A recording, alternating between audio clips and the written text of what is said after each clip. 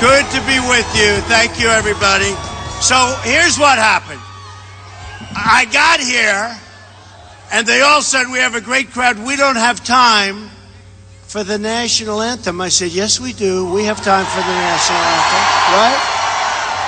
And we have a young lady that is going to sing, and I said, what are you doing? She said, well, I was supposed to sing, but they had time because of the television cameras. They couldn't do it. I said, guess what? We're going to do the national anthem, okay? So, Sherry Wilkins, come up. Sherry, come on, Sherry.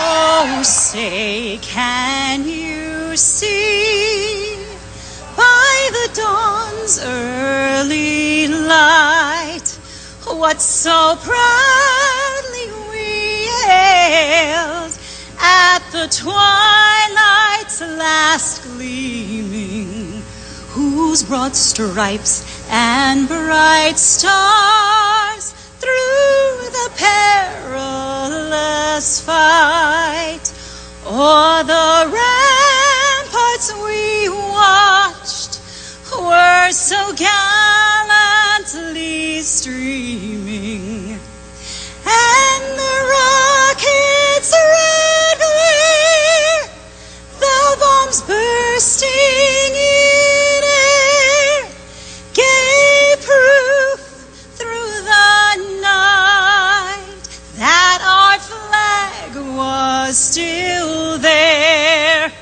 Oh, say does that star-spangled banner yet wave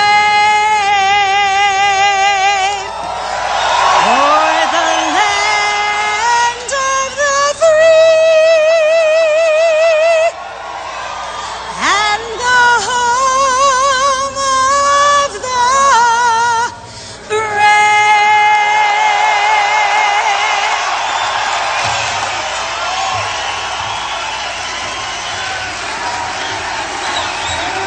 Wow, great voice. Thank you. So when I got here, there was a group of a couple of hundred women, great women, and I didn't know about this, and they were in one of the conference rooms, and it was packed, and I spoke to them for a little while, and I said, where are you all? You're in the audience someplace here. And I said, bring some of them up. Where are they? Come on up here. These people, look at them. They're women that love Trump. I'm telling you, women do like me. I'm telling you.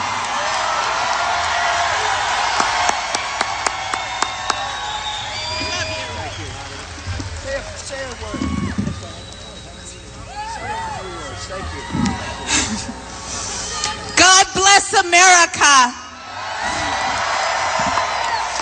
Thank you, God, for sending us Donald J. Trump to be our next president of the United States of America. He's a job creator. He's a father.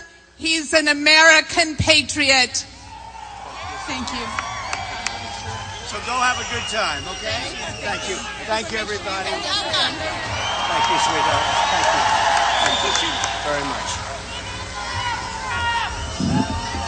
Oh, boy. There were hundreds. This was our representative group. Thank you very much. Chinese Americans.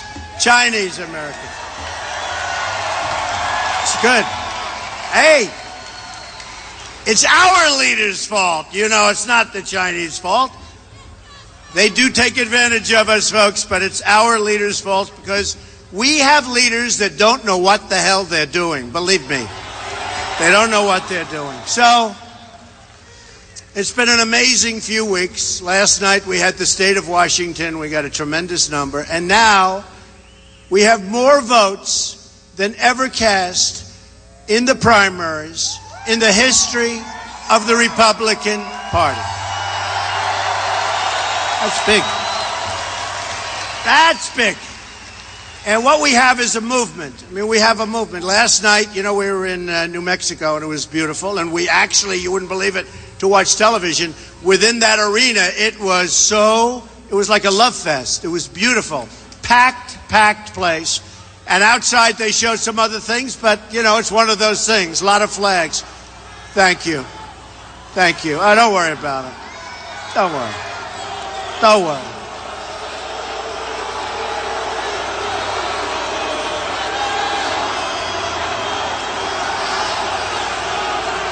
That's all right.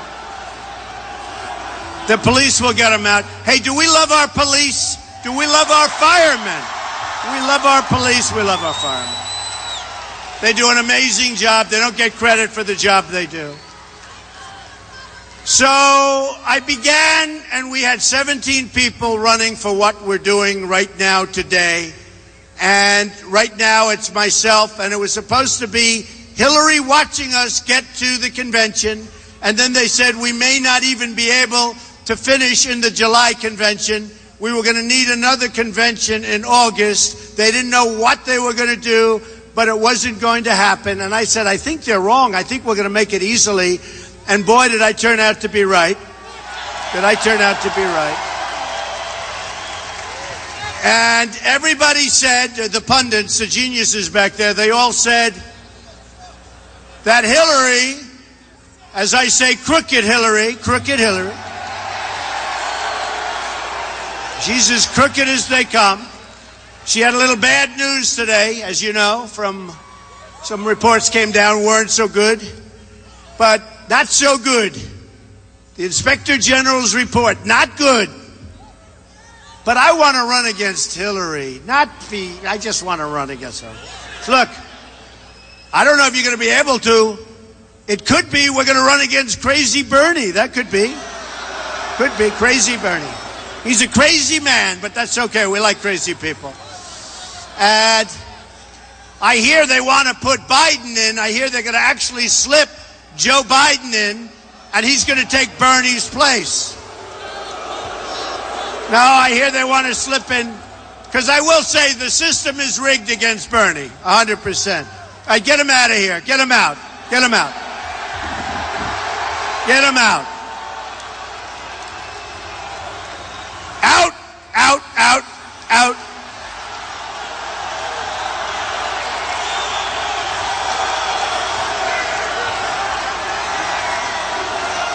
Don't hurt him. See what I say? Don't hurt him. I say that for the television cameras. Do not hurt him, even though he's a bad person, folks. Bad person. Bad person. Is there any place more fun to be than a Trump rally? Right? Even one at like 12:30 in the afternoon. I mean, there's just nothing like it. I love it. I actually love doing it. I love doing it because we are having an impact, they say, like has never happened before. You know, so many of the pundits, many of them cannot stand me. They said, he'll never run. And then they said, and if he runs, he won't do well. And he'll never put in his financials. I put in financials that are the biggest numbers they've ever seen by far. They were so unhappy. They were so unhappy. And they said, well, he'll never sign Form A. That's where you basically sign your life away. And then it started. June 16th it started, right? And we had a total of 17. And then, boom, 1 out, 2 out, 3, 4, 5. One after another. 6, 7, 8.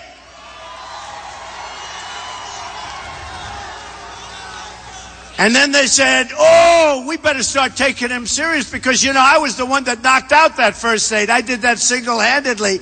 They said, we better start taking him seriously. They spent $100 million, 66,000 ads. I am not kidding you. I saw it on Fox, so it has to be true. 66,000 ads. And I said to my people, I was watching television in Florida, and I said, there's no way I can win. How can I possibly win? Every single ad is a negative ad, and most of them are false. There was a little truth to some of them, I'll be honest. But for the most part, they were false. And I was being hit by everybody. I was being hit by the Republicans. I was being hit by Pocahontas. That's Pocahontas. Pocahontas. That's this Elizabeth Warren. I call her Goofy. She is, Goofy. She gets less done than anybody in the United States Senate. She gets nothing done, nothing passed. She's got a big mouth, and that's about it. But they use her because Hillary's trying to be very presidential. She's stopping with the shouting, okay? But then I listened before, and I'll be honest with you, I cannot listen to her. I cannot listen to her. Can't listen. So I've been hit by 66,000 ads, negative ads. And I said, no way. And we won Florida in a landslide, won it by 20 points. And it sort of began, I did actually very well in Iowa. I never did it before. I came in second. I should have come in first, but we'll explain that to you someday. But I'll tell you what. I went to New Hampshire. What a place New Hampshire is, okay? What a place. And I was not supposed to win New Hampshire. Bush was supposed to win New Hampshire. That was his territory. I won in a landslide. I won New Hampshire in a landslide. And then we went between Massachusetts, which we won almost 50% in Massachusetts. He's got a Tom Brady shirt. Yes, because Tom Brady loves Trump. Tom Brady's my friend. That didn't hurt. In fact, I kept wondering, how come I did so well in Massachusetts? I think Tom might have had a little impact on that. By the way, he's a great guy. In Indiana, did he help? Did Bobby Knight help? So I went to all these different places and was winning in big, big numbers. And I'll tell you what was really exciting. In South Carolina, we didn't get the endorsement of the governor. We got the endorsement of the lieutenant governor, who's a fantastic guy. And everybody else was endorsing different people. And the evangelicals are very, very strong in South Carolina. And the military, and we love those evangelicals, right? And the military is very, very strong in South Carolina. And everybody said that was not going to be Trump territory. And I won South Carolina in a landslide. And we won Alabama and Arkansas and Kentucky. We won the entire South in a landslide. We won almost everything. And then we came to New York. And the nice thing about it from the standpoint of people that aren't in New York, I love that. Latinos for Trump. Believe me. I love that. Latinos for Trump. And by the way, you're all here legally. You have houses. You have homes. We're going to keep your houses and your homes. You're going to have them forever. And your jobs aren't going to be taken away by people that are just coming across the border. You don't know where they're coming from. And you don't know where. And you know what? More and more, and I'm seeing it, Latinos for Trump, they have groups forming. I have great relationships with the Hispanics.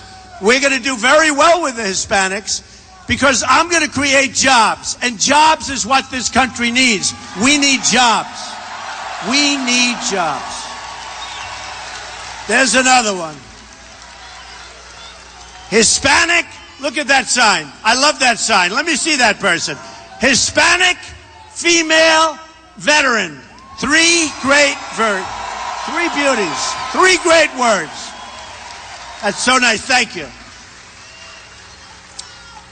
No, the Hispanics. I have thousands of Hispanics that work for me. People from Mexico, people from all over. They're phenomenal people. They are phenomenal people.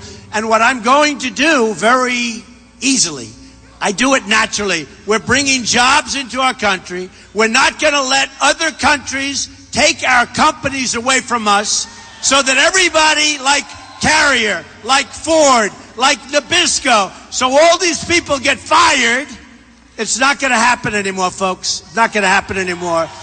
And whether you're Hispanic, whether you're, as you say, Latino, whether you're whatever you might be, we're going to create jobs in our country. And I'll tell you who's going to be one of the great beneficiaries. The African American population in our country is being treated very, very unfairly. African American youth has a 59% unemployment rate, okay? We're going to bring jobs into our country, folks, and we're going to get people working for really good numbers, because that's what happens. It's going to be a beautiful thing to see, and I will tell you, the Hispanics are liking Donald Trump. Now, it also helped that Univision settled with me for their lawsuit. That was very nice. I thank you. But we're going to have a lot of great people. We're going to have a lot of great things happening in our country. We're going to have so many great things. So what happens, guy says, I love your hair, Trump. You believe it? This is what I have to go through. How's my hair? You know it is my hair, right? You do know, right? It is my hair. Whether we love it or hate it, it's my hair. So we went to South Carolina. We won a state that we weren't supposed to win. We won it in a massive landslide. We then went to all over the place. And then we go to Nevada, and Nevada was amazing. And Nevada, by the way, had exit polls of Hispanics where they vote and then they leave and they're doing polls. And I won in a landslide all of the exit polls with the Hispanics. And I won Nevada very big. And what I liked about New York, okay, we get to New York. And I end up winning. The people that know me the best is New York. And New York's a tough place. They know they're very critical people. We love them. They're critical, and that's good. I'm critical, too. But we get 62% with 3 people. That's not 62 with 2 people. And these guys, these dishonest people, because they are the most dishonest people in the world. The most honest. They're the worst. But I remember early on I'd have like 12 people running, and I'd get 32 or something, and I'd have 34, and they'd say, he did not crack 50. Now, when you have 12 people, you can't get 50. Abraham Lincoln could not get 50, okay? You can't get 50.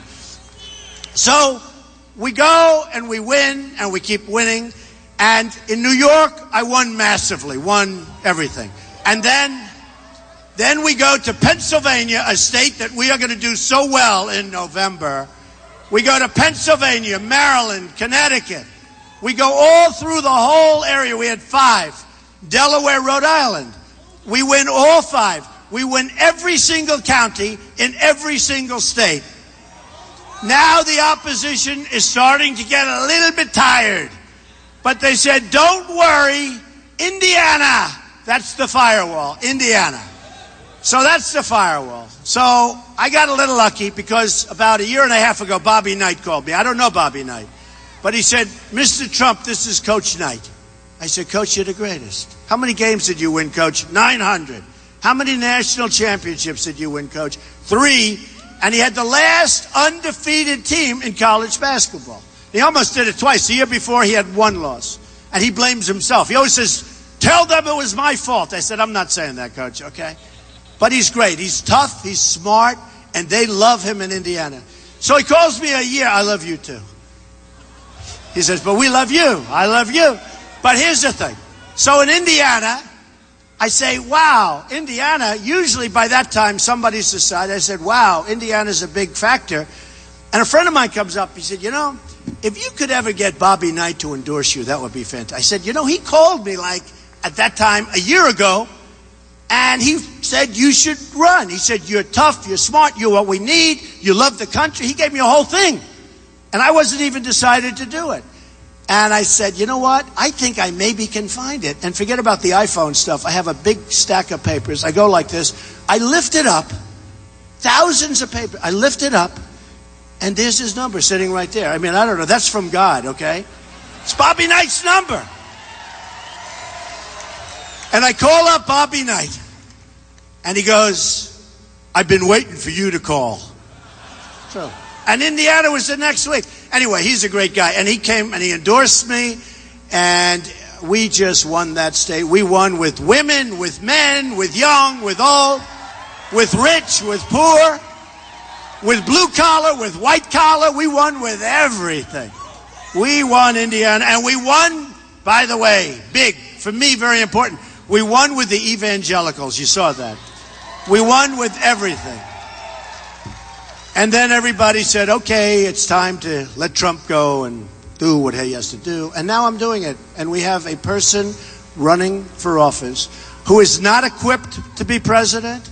She doesn't have the temperament to be president. She's got bad judgment. She's got horribly bad judgment. And that was stated by none other than Crazy Bernie. I mean, Bernie said that Hillary Clinton has bad judgment. Now, if you look at the war of Iraq, if you look at what she did with Libya, which is a total catastrophe, and by the way, with Benghazi and with our ambassador, remember, that's all Hillary Clinton, folks. Let me tell you something. If she wins, and I hope she doesn't, but if she wins, you better get used to it, because you'll have nothing but turmoil, and you'll have nothing but 4 more years of Obama, and you can't take that. Our system and our country can't take it. So, you remember the famous ad? When they call at 3 in the morning, who's going to be there to answer the call? This was her ad. She was supposed to say, I'm going to answer the call. She was sleeping. They called. They kept calling. Did you see hundreds and hundreds of emails and calls? And they kept calling. And she was sleeping, folks. She was sleeping. I don't sleep much. I don't sleep much. So we've got to make changes. Remember this. It's going to be about security. We're going to have great security. We're going to have great borders. We're going to have the wall. We're going to have the wall. We're going to have that wall.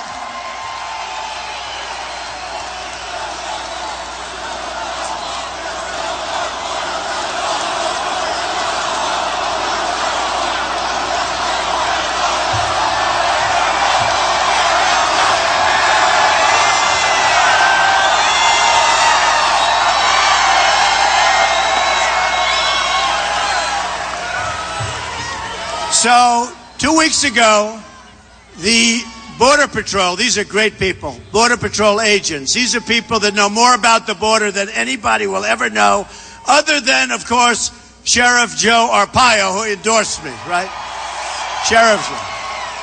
Sheriff Joe knows about the border, and he endorsed me.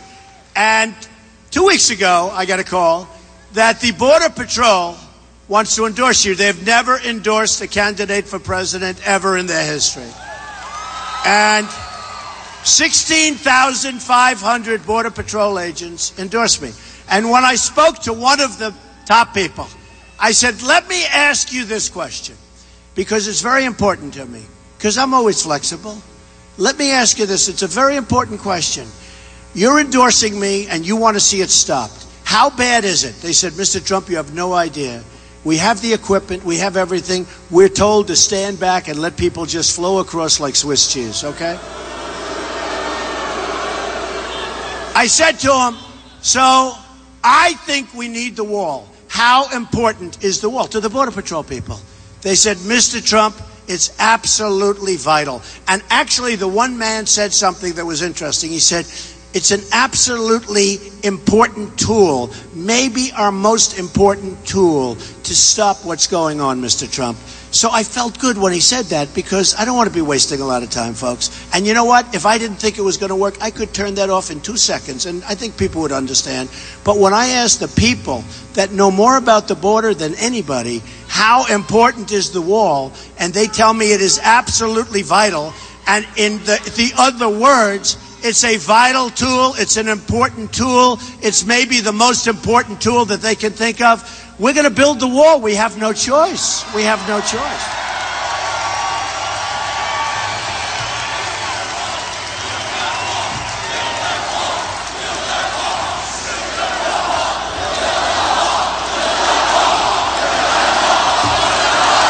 Build that wall. Build that wall. Build that wall. Build that wall. Build that wall. Build that wall. Build that wall. Build that wall.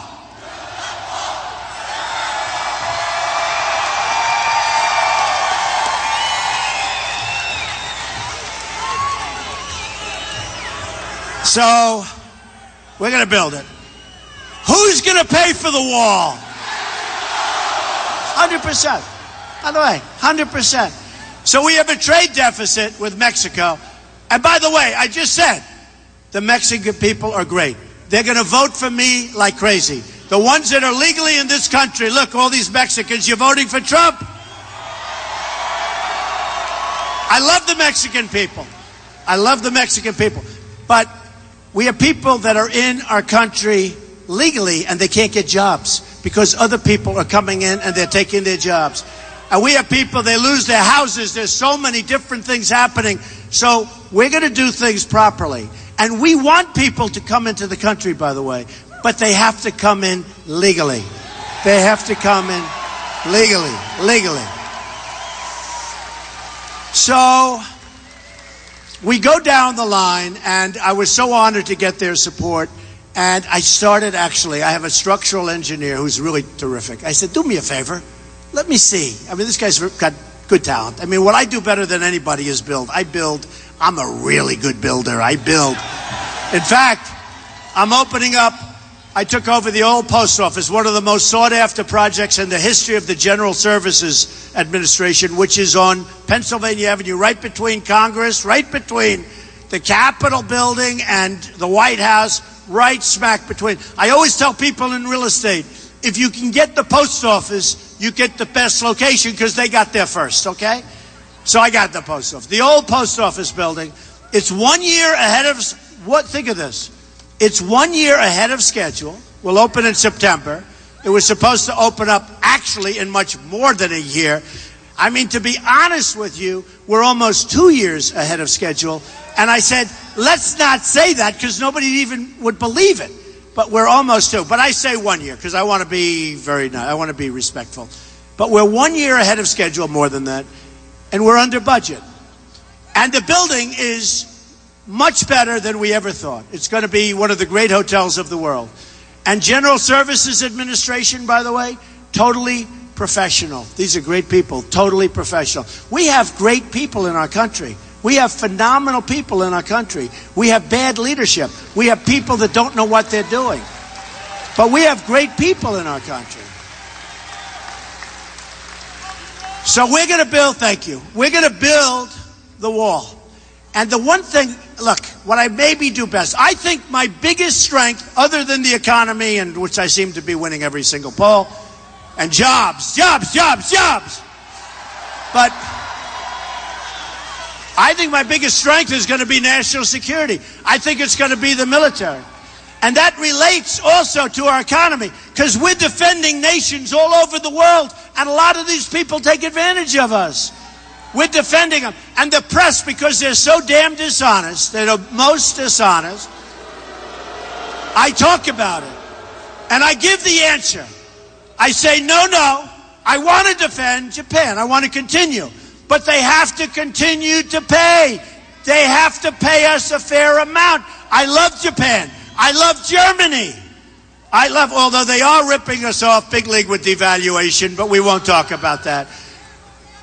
Saudi Arabia making $1 billion a day before the oil went down. $1 billion a day. They're still making a fortune. We defend them.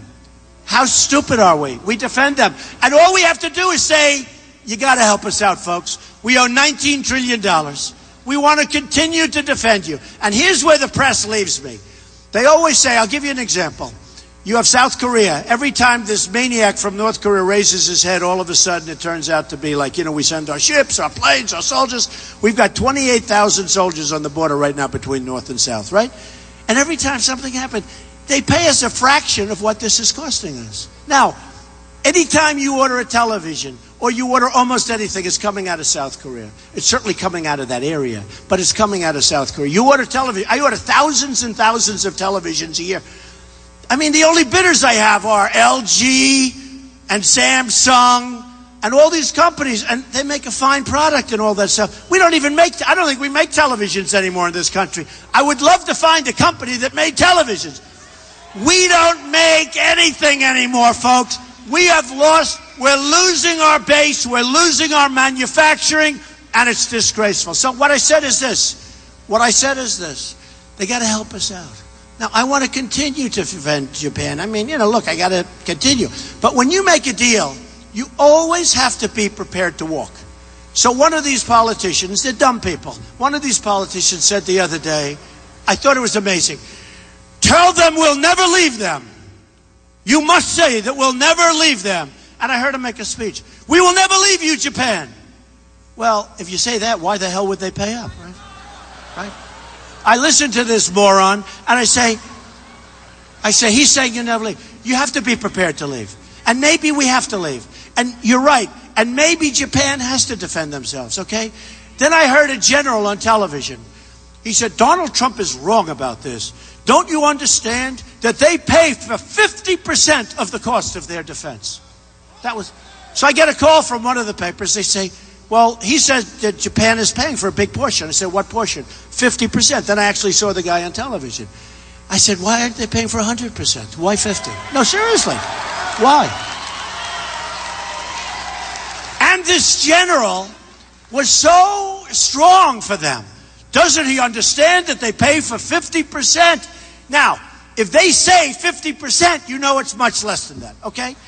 So if he tells you it's 50, it's much less. Germany, you have Germany, okay? Oh, what a job they've done with ISIS. What a job they've done. What a job they've done with the migration, allowing millions of people to come in. Great going, Germany. Great going. Great going. You got millions of people going into Germany and other countries in Europe right now. Nobody knows where they come from. There's no documentation. There's no paperwork. The only thing you notice, they have cell phones. The only thing you notice is on that cell phone, in some cases, they have an ISIS flag printed on it. And I always say this, I'm a common sense person. So you see the people, and you have a lot of young, strong men, right? Do we see that? And you have far fewer women than you would have thought. Look, they're all going, yes. Young, look at these young, strong like them. You could take any of them, you three guys. But look. They have young, strong men. I say, where are the women? Now, there are women, but very few.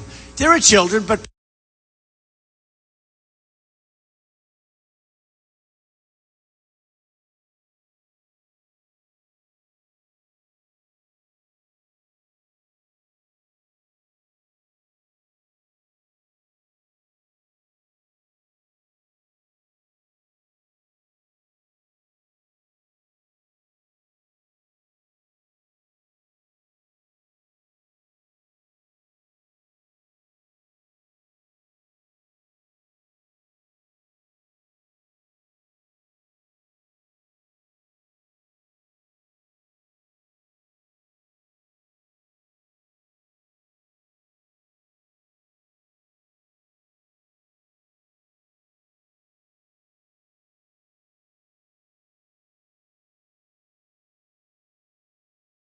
they're taking these people. And all over the United States, they're sending these people. Okay? How stupid are we? How stupid are we? This will come back to haunt us, folks. This will come back to haunt us. No matter where you go, you look at Sweden. They took a large number in a certain area. It's a disaster, okay? You look at what's going on in different countries, it's a disaster. No documentation, no passports. The passports you don't even think about, because ISIS stole the passport machines, and they can now make passports that our experts can't even see. They're fraudulent, okay? They stole the machines. They have passport machines. So look, we have to get smart. We have to be tough. We have to be vigilant. We have to be smart, or we're not going to have a country left. You saw what happened in Paris, 130 people dead. And by the way, speaking of that, no guns on the other side. These people, this scum came in. They came in. The press said, the mastermind. Then they wonder why kids with the internet are joining ISIS. They call him the mastermind, the one who's in charge. I call him the guy with the dirty hat. You saw him, the dirty white hat. It was disgusting. But they're calling him the mastermind. They're trying to find the mastermind. Here's the mastermind. Guys walked into various places with guns. The other ones had no guns. No guns. Paris has the toughest gun laws in the world. You don't have guns. So they were the only ones. And they're going boom, boom, boom. Get over here. Boom, boom. They kill 130 people. Hundreds are in the hospital right now, so horribly wounded that their lives are, for the most part, destroyed. So horribly wounded. Then we have, right here, your 14 people that were killed by the woman who probably radicalized the guy. And they walk in, and no guns on the other side. And they kill 14 and many wounded right now still in the hospital, right? And then Hillary Clinton wants to abolish the Second Amendment. She wants to abolish it, folks. She wants to abolish it. Not going to happen, folks. It's not going to happen. So, in Paris, in San Bernardino, if you had guns on the other side, let's say that character right there with the blue cap on, Trump cap, of course. I only talk about, who raise your hand. Raise your hand. That guy, he's tough as hell. He's got a white Trump, Make America Great Again cap. But let me tell you, if you had a couple of people in those rooms, whether it's San Bernardino or Paris or wherever, and you had guns, boom, you had guns, you would have had a much different outcome, folks. Much different outcome. Much different outcome.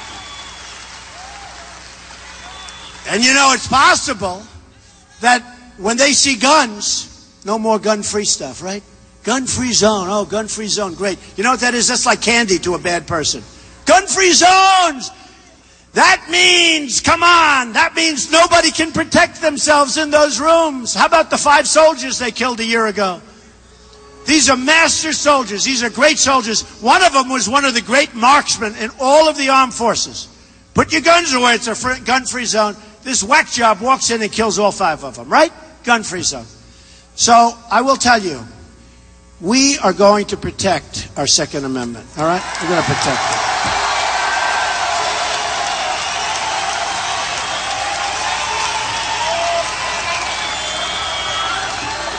And just remember this. Crooked Hillary Clinton, she's not saying it, but she's making the moves. Crooked Hillary Clinton wants to abolish, remember that, abolish the Second Amendment. They want your guns taken away. And it's not going to happen. Okay? Remember that. She wants it abolished. She's going to take it away. So that's the story. So here's what we're doing. Not a lot of people are liking her. Not a lot of people. I'll tell you, not a lot of people. So here's what we're going to do.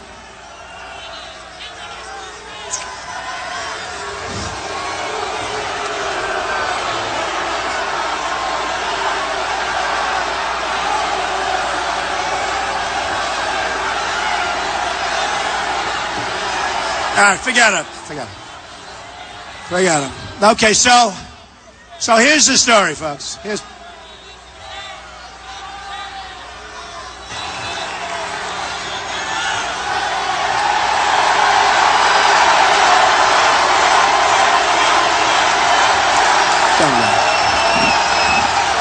Loser. So,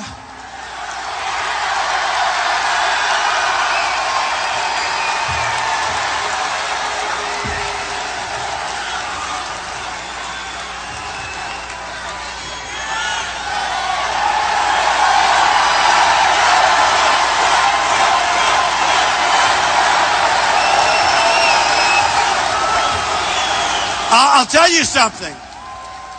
The safest place in this country to be is at a Trump rally. I mean it. The safest. And we have a movement going on like they haven't seen. 2 weeks ago, Bill O'Reilly, smart guy, tough guy, not easy. He said in his lifetime, politically speaking, this is the greatest phenomena he's ever seen. What's happening? Many other people have said it. Some of the pundits that hate me have said it. They hate me. They can't stand it. First of all, one of the reasons they dislike me so much, because they've been wrong so often, right? We have a guy, nobody ever heard of this guy. I shouldn't even do this because I built up his name, but he's a real lightweight. His name is Bill Kristol. From day one, this poor guy, I watch him, but here's what I don't understand. Why do you keep putting a guy on television that's been proven to be wrong for so many years? First of all, he wants the war in Iraq. He wants Iraq. All the guy wants to do is kill people and go to war and kill people, even though he knows it's not working, although he doesn't know because he's not smart enough. But it started, and I was against the war in Iraq, let me tell you. And I am a tough cookie, and we're going to have the biggest, strongest, most powerful military, and nobody's going to mess with us. Nobody. Nobody is going to mess with us. But I just happened to see this guy in one of the shows the other day. Bill Kristol, he's got some magazine, I don't even know what the hell it is, and he's saying, oh, we're looking for another candidate. We're looking. He's sweating, and we're looking for another candidate. Here's a guy that said Trump isn't going to run. If he runs, he's not going to do well. He's going to be out by September. He forgot one thing. He forgot to ask my friends, and he forgot to ask the people that know me, because those are the people that said we're going all the way. Okay? And I get a kick out of these people. I actually feel sorry for him. He goes, we're still looking for a third-party candidate. We think we're going. He's been doing this for like 9 months. He can't find anybody. What a loser. What a loser. And by the way, I heard his magazine is doing so badly it's ready to fold, so don't bother with him, okay? But you know what? After a while, you sort of give up. Like poor Mitt Romney. Poor Mitt. I look at this guy. I mean, I have a store that's worth more money than he is. Let me tell you. The guy doesn't put in his tax returns until almost the end of the year, like September or October. And he's telling about Trump with the tax returns. Now, here's what I did. I helped him. I raised a lot of money for him. His wife is lovely, and I raised a lot of money for them, right? I helped him. He asked me for robocalls. I did robocalls. And everything he asked me for, we won. I did like 4 or 5 robocalls, different states in the primaries. Never asked me. Isn't it stupid? If he would have asked me in Florida, he would have won Florida. Never asked me. Stupid. So here's what happens. I raised money. I endorsed him. He wanted my endorsement. He begged for my endorsement. He wanted my endorsement. And now all he does is go badmouth. Now, I will say this. He should have won that election. So what I did, he wanted to run this time around. So instead of having 18, we would have had 19. He would have been out quickly. And what happened is 2 things. He saw Trump saying he can't run. Because I understand losers. You can make a lot of money with losers. And I said, we couldn't take a chance. He was all excited. He wanted to run. And I said, Mitt cannot run. He choked like a dog. You ever see him in athletics? He's a choker.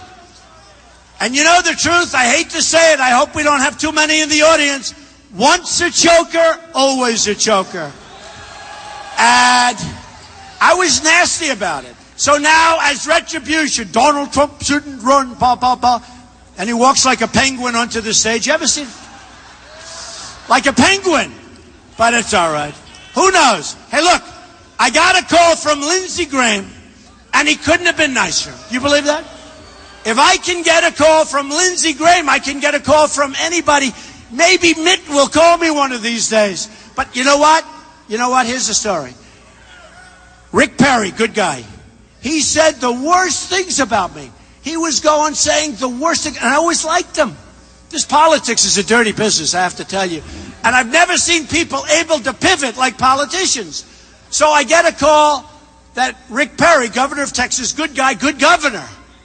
I don't know if I said that when I was competing against him, but I get a call, Rick Perry. He made the nicest speech. In fact, he actually said something to the effect that perhaps the smartest person ever to run for the presidency. How good is that? Trump. He found out. He knew. No, and I was really, I'll tell you what, I was very appreciative of the fact that he was able to go and do that. And Rick Perry is now on the team, and we have a lot of people on the team. And it was nice. I must tell you, it was very nice that Lindsey Graham called, okay? Because he was, you know, don't forget, I wasn't an angel. I gave out his phone number, okay? And then his phone exploded. I did it on live television. I held up his number, and I think it blew up or something. So I appreciated that he called. I appreciated Rick. I appreciated many of them. I mean, many of the people I competed against have now endorsed me. And most importantly, no, Jeb hasn't done it yet.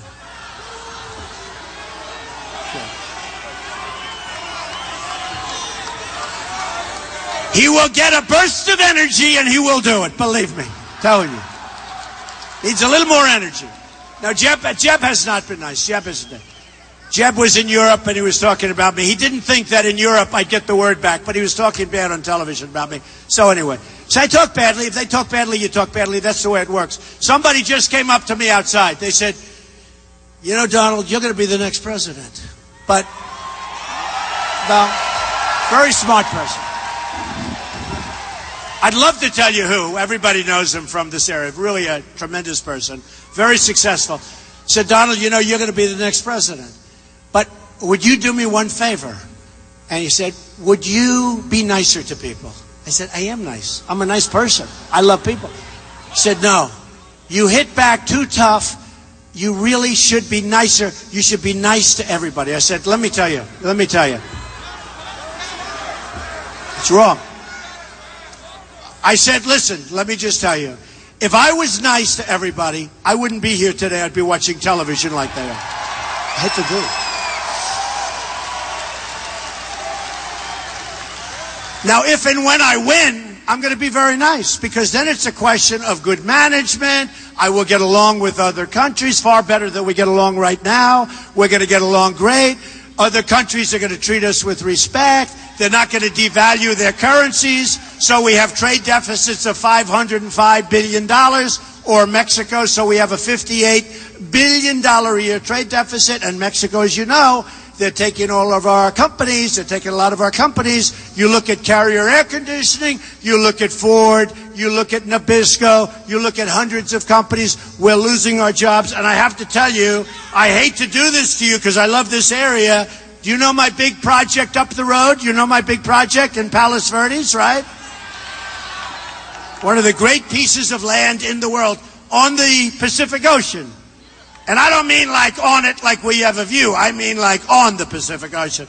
But I asked for some numbers. And I asked for numbers about the area. I asked for numbers about California. And you know what we're going to do? We're going to make a big, big play for California. We're going to make a big play. No, we're going to do that. Because in California, not one other, if Ted Cruz had won, and he's a nice guy, but if Ted Cruz had won, they wouldn't be competing for California. They wouldn't even be talking about California. With me, I think we're going to, here are some numbers. Look, your jobs in this area, your manufacturing jobs, are down 41%. 41%. You know where they're going, right? You know where they're going? I mean, look, I have no speech, but what I do have, I have all statistics up here. It's a disaster what's happening to you. It's a disaster. Are you okay? Good. Are you okay, darling? Let's give her a hand. Thank you. Those are the people I like.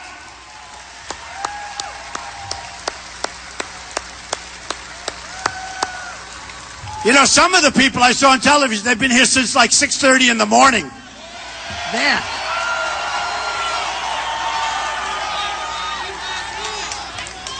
So I have all these statistics. Look at this statistic. Look at this. Illegal immigrants get $1,261. This is from a newspaper. Should I tell you which one? What difference? It's the numbers. Illegal immigrants get $1,261 more welfare than American families. It's 5,000. Now think of it. It's $5,692 versus $4,431. How stupid are we? How stupid are we? And you look at some of these numbers. I did it last night in New Mexico, in Albuquerque. I'm going through the numbers similar to what you have. 45% down in manufacturing jobs. The whole thing, it's like a disaster. Our whole country. When I won in Pennsylvania and New York and Maryland and all the states, Connecticut, I didn't even need the statistician after a couple of weeks because the numbers were all pretty much the same. Manufacturing jobs are dissipating. They're going. And we're going to stop it, folks. It's so easy. You have no idea.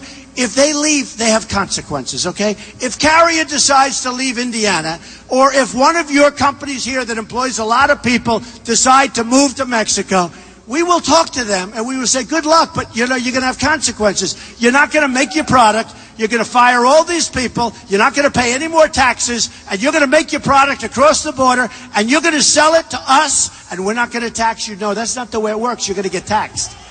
You're going to get taxed.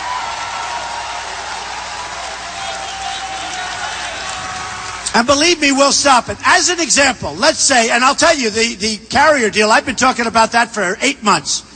And I didn't know that Indiana was going to be so important. I had no idea it was going to be so important. It turned out to be important. And all of the people in Indiana heard me talking about this company from Indianapolis from the day they announced, because somebody had a cell phone camera going from the day they announced. Okay, so what happened is I'm talking Carrier, and I'm saying how unfair. And at my rallies, the Carrier people kept coming. 1,400 people laid off. They were all over the place. I used to start off by, where are the Carrier people? There'd always be people.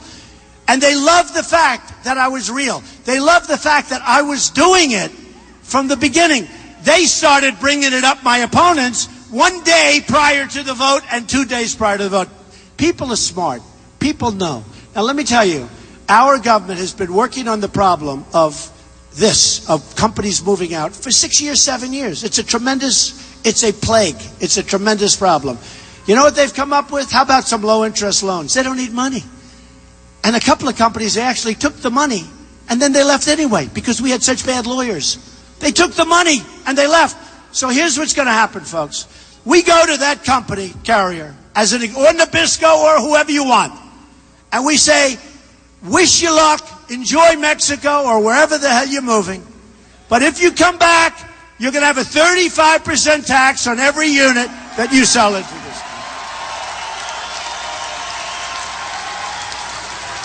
I guarantee you, not 90% or 95%, I guarantee you that they don't move. And if they move, I say the same thing, but it's too late. Now they've got their plant. We wish you a lot of luck. And we lost those jobs. But you know what?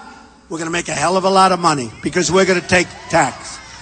And we have to do it. And we have to do it with China. When we have a $500 billion trade deficit, we have to do it with Mexico, or we have to do something. They have to treat us right. You know, Mexico could stop the problem at the border without us even doing anything. You do know that, folks, right? Remember when I said Mexico is sending and everybody went crazy? Well, when Kate was killed, this guy came across beautiful Kate from San Francisco, standing with her father on the pier, right? Killed by somebody that should have never been allowed to be in this country, all right? So he didn't just get here. He came in 5 times illegally. And so many things, Jamal, you know, you look at Jamil Shaw, one of the great young men, shot 3 times in the face. His father became a friend of mine. He's like this incredible guy. I don't know how he puts up with it. I don't know how he does it. He loved his son more than anything in the world. His son was going to go to college on a football scholarship. He was a good student. He was a great athlete. And he's shot, walking home with a sandwich. He was shot in the face 3 times by an illegal immigrant. They just wanted, you know what the excuse was? He just wanted to shoot him. Didn't know him, never saw him before, just wanted to shoot him. And you had another, I mean, you have so many cases. And I talk about the veteran, 65-year-old veteran, female, raped, sodomized, and killed by an illegal immigrant. Folks, it's going to stop. So here's what we're doing. We're going to build a wall, but the wall is not, we got to be tough. One thing we're doing immediately, we're stopping the Syrians from coming into this country. We're stopping them. 100%. We're stopping. And I have as big a heart as anybody in this room. And we'll help them build some safe zones in Syria, and we'll help them live. and we'll get the Gulf states who have so much money they don't know what to do with it, and they're not spending the money. We are, and we have $19 trillion in debt going very soon to $21 trillion because we made a bad budget deal. Now we're going to have $21 trillion in debt. We don't have any money. We're going to get the Gulf states. We'll manage it. We'll make it great. And we've got to help the people out. But we can't have people in our country that we have no idea who the hell they are, and we can't have it. It's not going to happen. We're sending them back.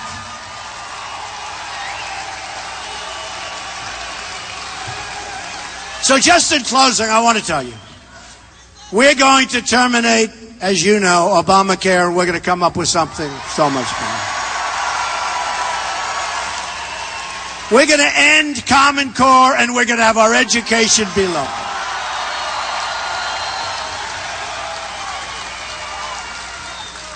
I don't know if you saw, there was a big statistic came out that basically American people have no money.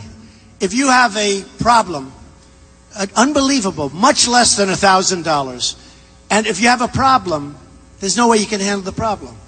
And we're going to change that, folks. We're going to change that. We're going to make our country successful again. We're going to make our country great again. We're going to bring back jobs. We're going to do a number that's going to be something really beautiful. Now, so here's the story.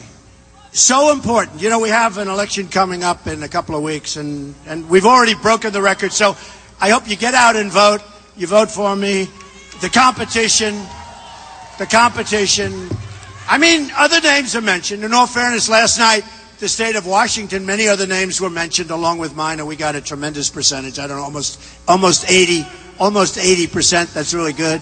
And hundreds of thousands of votes. And that brought us, I think we were over the top actually before that, to be totally straight. But I would like to, you know, it's so important what we're all doing together. And we're doing it together. I'm only the messenger, folks. I'm doing a good job as messenger, you have to. But I'm only the messenger. Because we have to take our country back. We have to bring intelligence to our country. We have to bring common sense to our country. And the problem with our country is we don't win anymore. We don't win with the military. We don't beat ISIS, right? We don't beat ISIS. Can you imagine General George Patton, who, by the way, in this current environment could never be a general. He couldn't be a corporal because he's too tough. You know, he'd be known to slap soldiers every once in a while. They loved him. General Douglas MacArthur, an incredible general. Can you imagine these guys up there or wherever they may be, looking down, seeing that the United States of America cannot defeat ISIS? Cannot defeat ISIS. So we got to get that rid of. We got to get that taken care of. So here's the story, folks. We don't win anymore, but we're going to start, right? We're going to start. We're going to win with our military. We're going to win on the borders. We're going to win with health care, repeal and replace that garbage known as Obamacare. We're going to win with education. Get rid of that horrible Common Core. We are going to win big league and save our Second Amendment. And as you know, and as you've heard, the NRA endorsed me 3 days ago. And I believe it was the earliest endorsement they've ever made, even before the convention. They endorsed me before I even got the real nomination. That's pretty good. They're great people. Honestly, the people at the NRA, my son's a member, my both sons, and I'm a member of the NRA. They're great Americans. They want what's right for the country. These are great people. These are people that want what's right for this country. Just remember that. So the NRA endorsed us. But we're going to start winning, and we're going to win so much. And I won't go through. Should I go through the whole deal? Should I? We're going to win, win, win? Yes? Yes? We're going to win so much. You're going to be so disgusted with me. Los Angeles and California and Anaheim. You're going to say, we can't take it. We're going to win. We're going to win with our military.